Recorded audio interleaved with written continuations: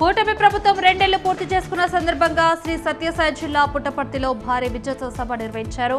ఇక రాష్ట్రం అభివృద్ధి కూటమి ప్రభుత్వంతోనే సాధ్యమన్నారు మంత్రులు సవిత, సత్యకుమార్ యాదవ్. ఈ సభలో మంత్రులు, ఎమ్మెల్యేలు, ఎంపీ, కూటమి నేతలు, కార్యకర్తలు పాల్గొన్నారు.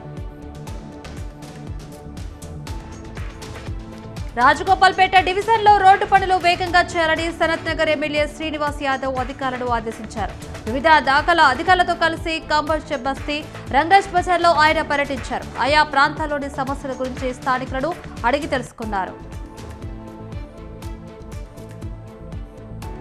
ఖమ్మం జిల్లా కొణిజెల్ల తహసీల్దార్ ఆఫీస్ వద్ద వృద్ధ దంపతులు నిరసన చేపట్టారు. గ్రీవెన్స్ డేలో అన్వర్ పాషా దంపతులు గోడు వినిపించారు.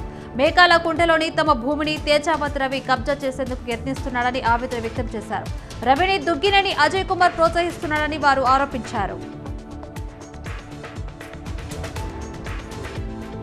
ఏలూరు జిల్లా జంగారెడ్డిగూడెం బ్యాంక్ ఆఫ్ బరోడా వద్ద ఖాతాదారులు ఆందోళన చేపట్టారు. బ్యాంకులో తాకట్టు పెట్టిన బంగారు నగలు మాయమవడంతో వారు ఆవేదన వ్యక్తం చేశారు.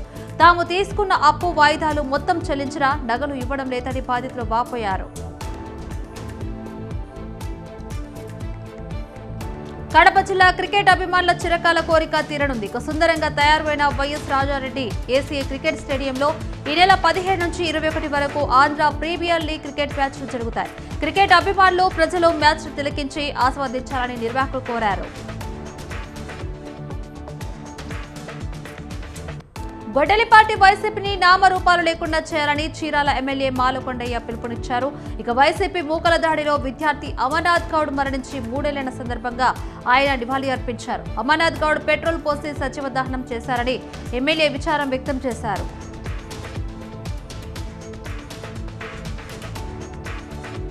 తిరుపతి ఆర్టీఓ ఆఫీస్ వద్ద వాహనదారుల ఇబ్బందులు ఎదుర్కొంటున్నారు. 2 రోజుల నుండి ఆర్టీఓ ఆఫీసులో సర్వర్లు పనిచేయకపోవడంతో కష్టాలు పెరిగాయి. లైసెన్సుల జారీ నిలిచిపోవడంతో ఆఫీసుల వద్ద ప్రజలు పడిగాపులు కాస్తున్నారు.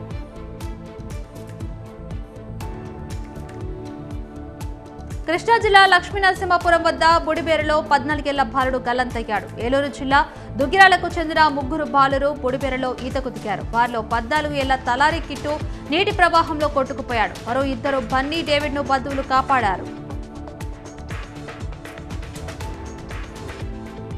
అంతర్జాతీయ పారా త్రోబాల్ పోటీలో కాంస్య పథకం కొట్టిన మార్కాపురం జిల్లా కొత్తపల్లి వాసి రాయుడి ఎమ్మెల్యే సన్మానించారు. రాయుడు అంతర్జాతీయ స్థాయిలో కాంస్య పథకం సాధించడం గొప్ప విజయమని అశోక్ రెడ్డి కొనియాడారు. రాయుడు సాధించిన విజయం యువతకు ఆదర్శమన్నారు.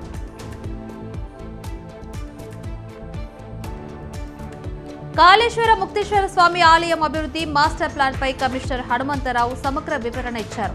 ఇక ఆలయం అభివృద్ధికి భక్తులు, గ్రామస్తులు సహకరించాలని విజ్ఞప్తి చేశారు. కాళేశ్వర ముక్తేశ్వర స్వామి దర్శనాలు బాలాలయమైన ఆది ముక్తేశ్వర స్వామి ఆలయంలో కొనసాగుతాయని కమిషనర్ తెలిపారు.